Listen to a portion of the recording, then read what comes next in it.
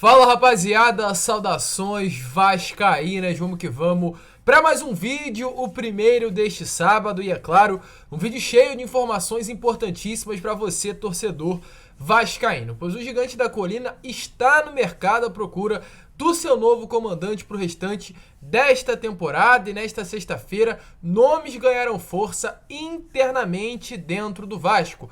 Luxemburgo, o nome foi comentado no meio da torcida vascaína nesta noite de sexta-feira e o seu staff se posicionou sobre a situação. Deixou bem claro que o Luxemburgo está de volta ao mercado e que ele tem um carinho enorme pelo Gigante da Colina. Inclusive, tudo dá a entender que caso o Vasco o procure, o Luxemburgo vai aceitar o projeto.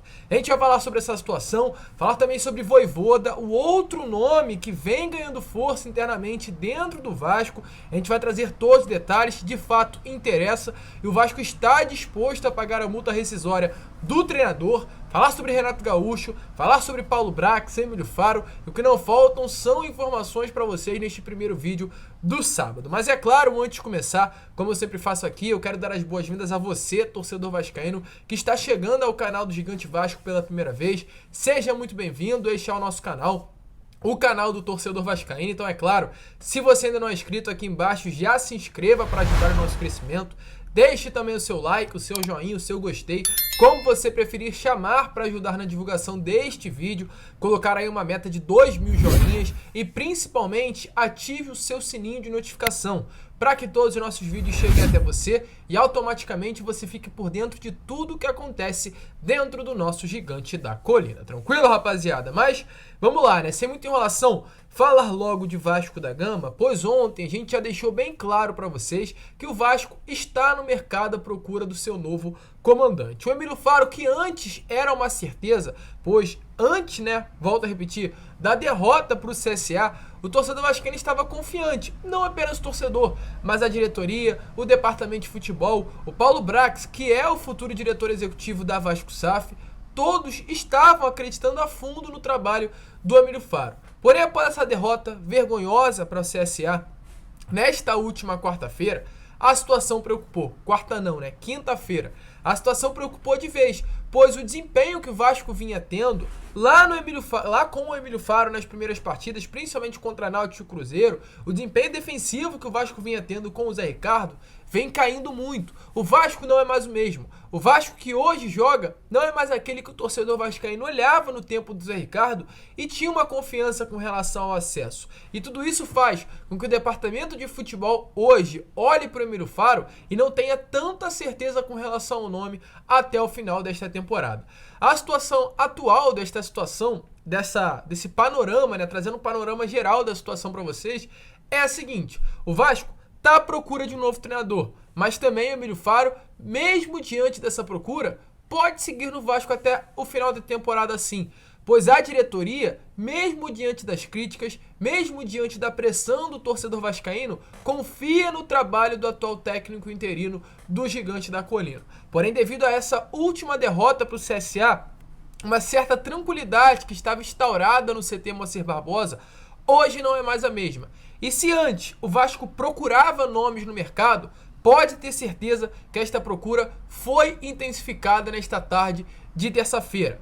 Volto a repetir, o Emílio Faro é um nome que segue tendo a confiança da diretoria. Se for para seguir com ele, o departamento de futebol vai seguir até o final da temporada, caso não tenha nome à disposição no mercado.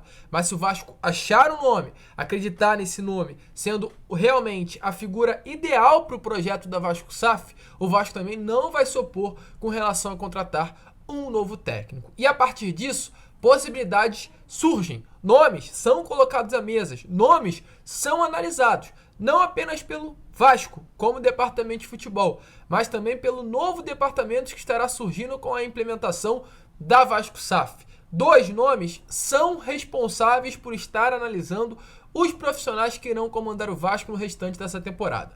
Paulo Brax, volto a repetir, futuro diretor executivo do Vasco, e Carlos Brasil, atual gerente de futebol do Vasco da Gama profissional. Os dois estão sendo responsáveis por analisar os nomes no mercado, por olhar, colocar na mesa e ver se fazem o perfil do projeto que o Vasco busca para esses próximos anos.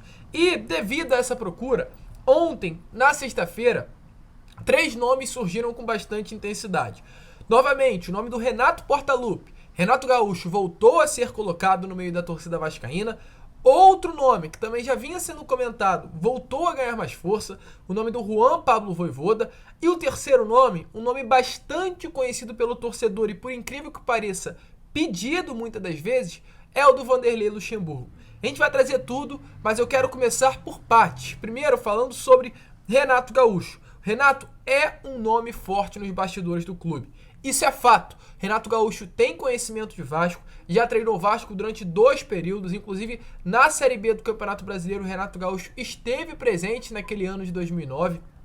Além disso, Renato Gaúcho é um ex-jogador, tem muito conhecimento de ambiente de Vasco, de ambiente de vestiário, sabe a linguagem da bola, sabe a linguagem do boleiro e, além de tudo, é um treinador renomado, um treinador que conhece muito bem o futebol brasileiro e ganhou títulos no futebol nacional. Esse é o Renato Gaúcho e esse é um nome que, mesmo que a 777 não o busca o perfil que ele tem. Um treinador que já conquistou Libertadores, um treinador que já conquistou a Copa do Brasil e um treinador muito renomado, querendo ou não, no futebol brasileiro. Não à toa, no ano passado, levou o Flamengo à final da Copa Conmebol Libertadores. Então, é um nome forte. É um nome que tem força nos bastidores de São Januário, nas mãos do Paulo Brax e do Carlos Brasil. Porém, apesar de ser um nome forte, a informação que a gente tem é que tem bastante restrições por uma parte da diretoria. Certa parte da diretoria do Vasco não quer a contratação do Renato Gaúcho. Porém, vamos lembrar, hoje quem manda no Vasco é a 777, né? São 3 7. E se os americanos quiserem a contratação do Portaluppi, não adianta a diretoria achar que é bom ou achar que não é bom. Se os americanos quiserem, o Renato Gaúcho virá para o Vasco da Gama. A gente vai seguir de olho, mas por enquanto é isso. Tem força, mas ainda nada concreto. Outro nome que ganhou mais força ainda nesta noite de sexta-feira, foi o Juan Pablo Vojvoda, que vem fazendo um trabalho excepcional sob o comando do Fortaleza.